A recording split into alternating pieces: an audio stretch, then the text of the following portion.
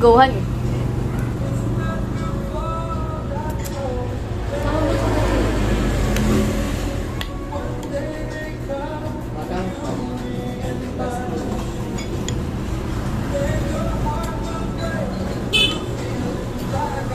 No problem.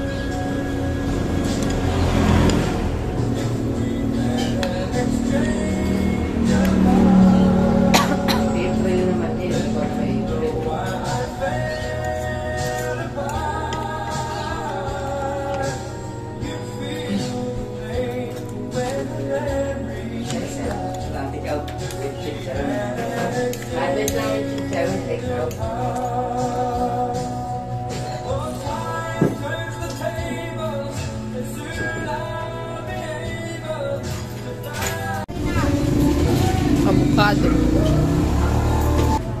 Ito, Mili. Ito, masarap. Kala ko ngayon. Masarap din naman, mama. Tikman mo, mama. Masarap din ito. Tikman mo. Wala, makasukal. Ano din talaga?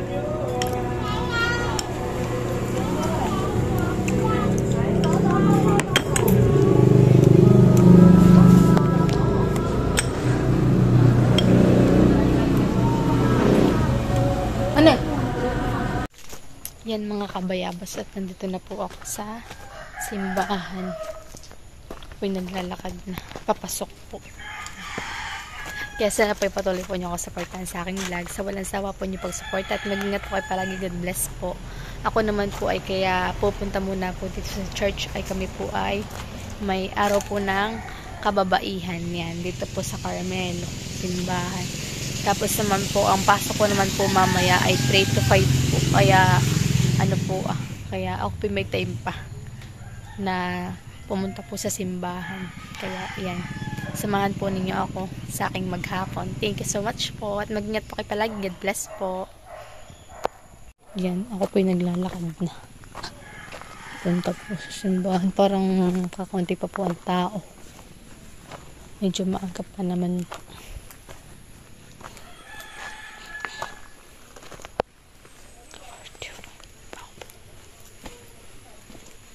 Wala pa pong ganong tao.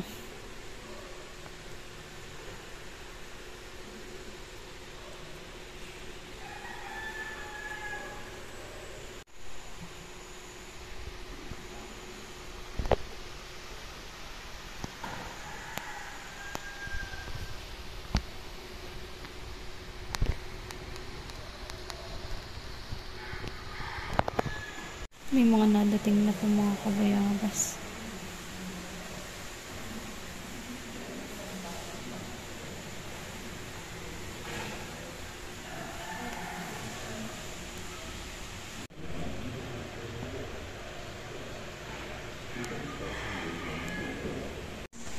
Song, Bayan ng Mga.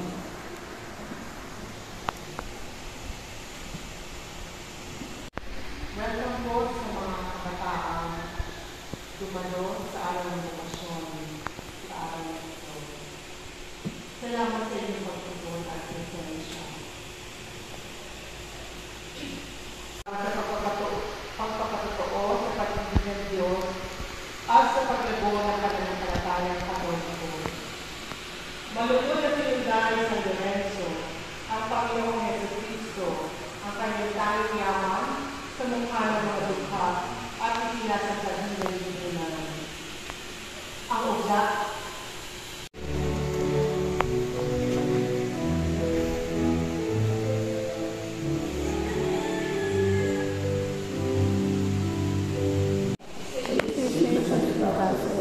At sa aking pagkukulang, kaya sinasama ko sa Magdalena Maria, sa lahat ng mga banal, sa inyong mga kapatid na ako'y padalangin sa ating Panginoon Diyos. Nawaan tayo ng mga pangyayari ng Diyos, patawarin sa ating mga kasalanan, at pagtubayan tayo sa buhay na walang hanggan. Amen. Panginoon, kaawaan mo kami. Panginoon, kaawaan mo kami. Kristo, kawan kami. Kristo, kawan kami. Panginoon, kawan kami. Panginoon, kawan kami. Manalangin ka, Ama namin makapangyarihan sa alam ng iyong pag-ibig na kaloob ni San Lorenzo ay natangyan.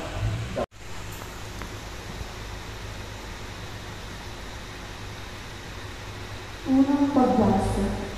Pagbasa mula sa ikalawang sulat ni Apostol San Pablo sa mga taga-Korinto. Mga kapatid, ang naghahasik ng kakauti ay mag-aani ng kakauti, at ang naghahasik naman ng marami ay mag-aani ng marami. Ang bawat isa ay dapat magbigay ayon sa sariling kasya, maluwag sa loob at hindi napipigitan lamang. Mapalad ang tao na may tawag sa Diyos, siyang sumusunod ng buong alindo. Ang kanyang lipi magiging dakila, pati mga angkan ay pinagpapala.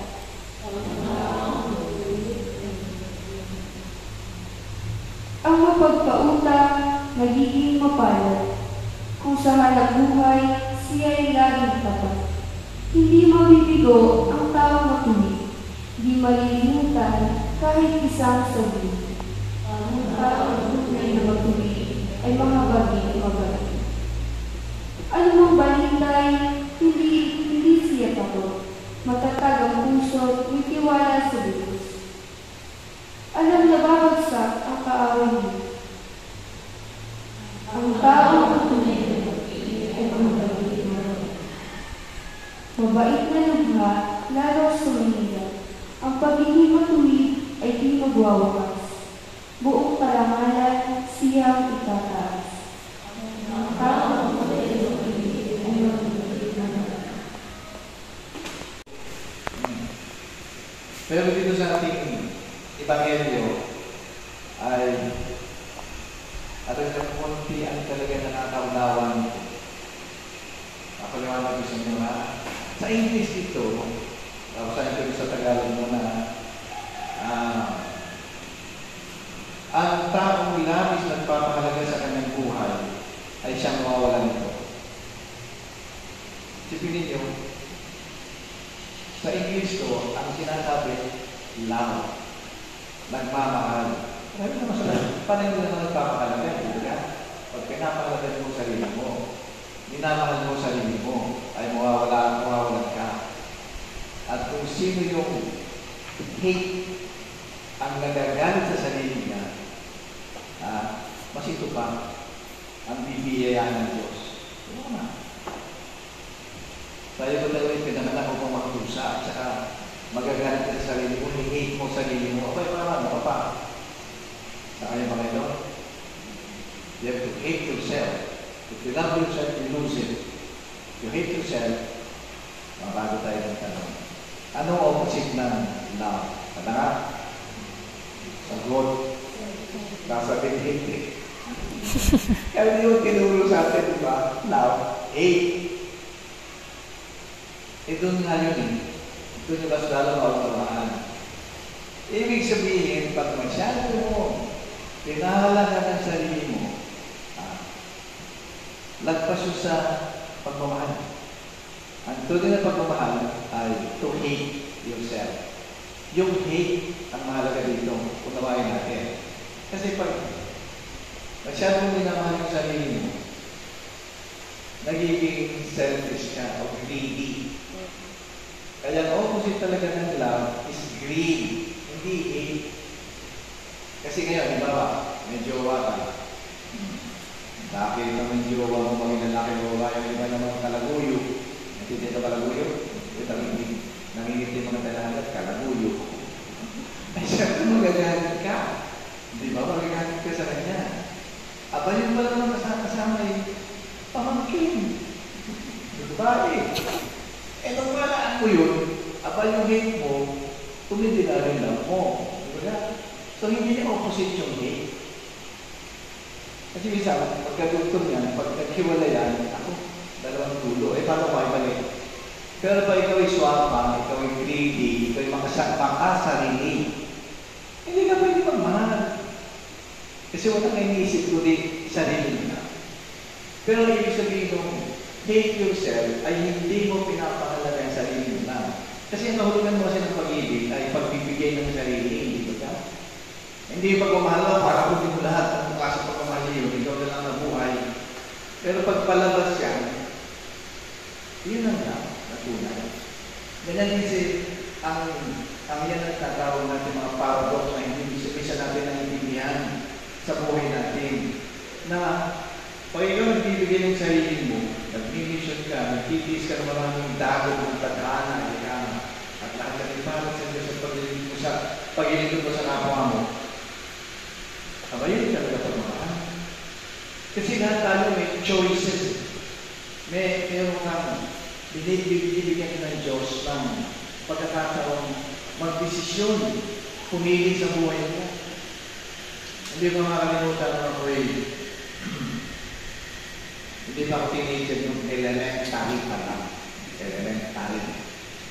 Yung aming principal, kasi tanggal ng ngayon siya, ay hindi yata, mas mantap ako siya sa akin. Alam niyo ang size ni Kamusulo? Ano height ni Kamusulo? 4'11". Yung maliit. Ako 5'4". Ganito lang. Ay mo munti. Abay nag-ipon din na gusto na. Dalawa pa. So talagang ganito yung aming principal. Pero ang katawan ngayon malaki. Malapan. Kaya ako'y palagi natin principal office kasi may nagsusumbong. Kaso wala namang patunay. Hindi, paano wala lang? Aba, ayan siya ngayon. May barkada ako, elementary pa kami pala ito, grade 6 ako. May mga kalaban kami, ay nagpagawa dun sa Sambela ng mound. Pag na-construction, di ba? Pinuhubay, nagkakataon nito. Nakikita ko yung mga kalaban namin. Sabi ng mga kasama ko, mga pasususunuhin eh. Pasis, ano mga kalaban natin? Yung si Pisol, si ganyan. Naglalaro. O ito ay upang gayahin si Kristo na ipahayag at yung kinaulan ng pagmamahal. Pagmamahal dahil pag-aalala ng sarili. Hindi mo sarili mo, pero hindi mo sarili mo. Kundi saan mo maaalala sa iyong buhay. So, marami pa po ngayon naman sa atin na ganyan. Hindi lang kinikilala si Bateris. Hindi mo kailangan kilalanin na bawat ang mga maganda kaniwa. Palakpakan! Hindi mo tayo politiko. Hindi mo tayo nilagay mga pasking dyan. Hindi. Kung-mention na yun, ito swerte. Kaya po sa araw na ito, pag-isipan natin yan, kapag na araw natin ng pagtingin natin sa ating bukasyon sa buhay, pag nilayan po natin ang halimbawa ng mga pilot ng santo, ngayon ang sarili natin magiging desisyon na pag-ilog ng tayo at pag-inog din ng mga tao sa ating buhay. Sa alam naman ng Espiritu Santo. Okay, Lord, sa mga pag-aaral.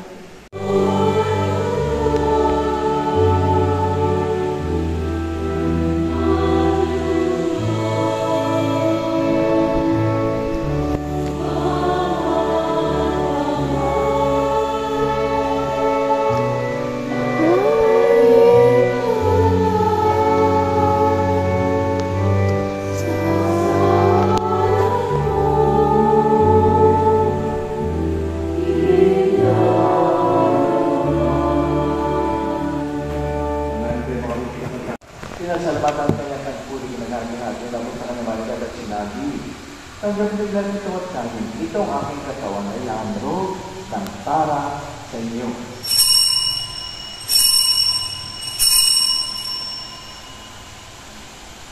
At inilig.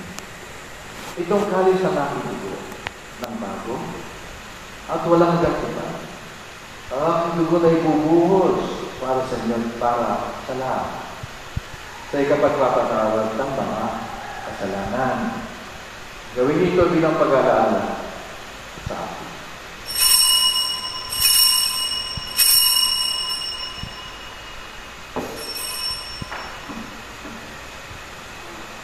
Mga kapatid, ipagmuni natin ang misteryo ng ating pananampalataya.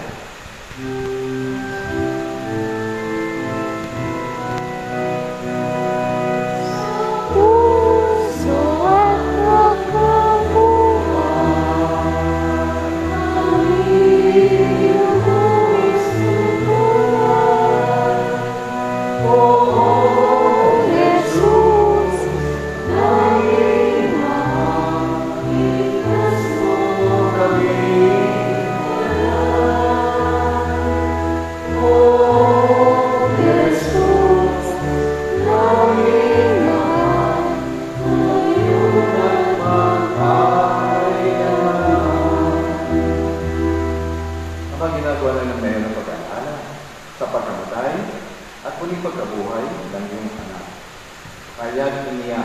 ipanalangin sa iyo ang tinapay na nagbibigay bukas at ang kalis na nagkakaloob ng kaligtasan. Kami ay nagpapasalamat dahil kami iyong minarapat at tumayo sa harap mo para maglingkod sa iyo. Isinasamo namin kami ng salo-salo sa katawan ng dugo ni Kristo ay mabuklod sa pagkakaisa sa pamagitan ng Espiritu Santo. Amalihatin mo yung sinakalagaan sa mundo. Puspusin mo kami sa pag-ibig. Kasi namin madalamapan si Francis at Bernardino ang obispo. Kaya hindi ang lahat na makaparihan.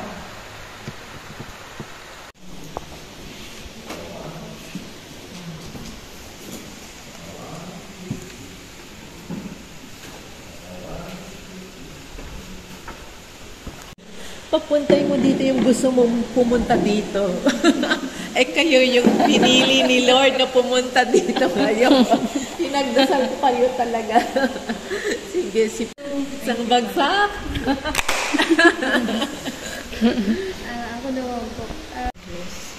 So kahit gaano tayo maghanap, hanap. Kung hindi yan ang regalo ng Diyos, eh mawawala din yan. Pero malalaman mo kung tunay na yung nakaloob ng Diyos. At kung mapapansin nyo, yung mga kaibigan siya ay isang monghang Carmelita, kinoconsider natin siya na nanay. Siya yung tagapagtatag ng Parisian Carmel. Siya yung nag-reform ng Carmelite order. So, kailangan siya March 38, 1515. So, mental prayer, term lang yun. Pero ibig sabihin lang ng prayer, in my opinion, is nothing else than an intimate sharing between friends. So, ano kayo? 1597. May Bible ba kayo sa bahay? O, kung wala naman, mag-google mo naman, ano? So, ano kayo naman? Ito po mga kabayabas yung nakuha ko po sa simbahan. Ito po binigay po sa akin. May chocolate, may bracelet. Tapos po ay may may puon.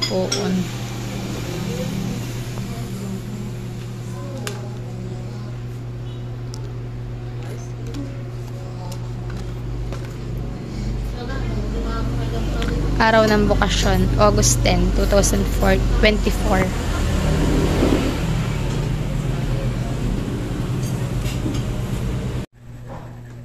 Bale, kadadating ko lang po mga kabayabas sa pagsimba.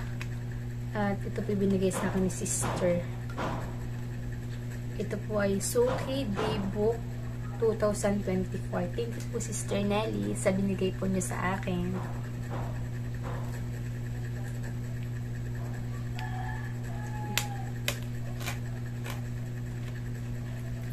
Wala akong buko. Hindi siya mahaba.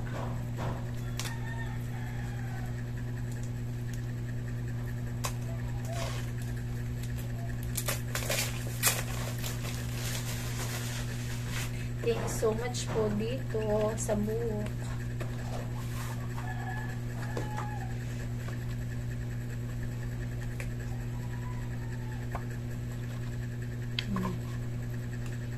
May mga calendar po. Kasi ito po yung gagawin kong diary. Yung mga nangyayari po sa aking buhay. Tsaka siya po ay may mga kwento din po siya about sa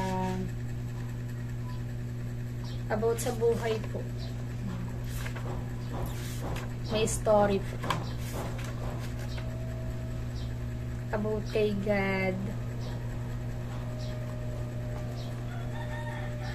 Wow, may ano pa dito. Thank you po Sister Nelly sa book. Thank you so much po.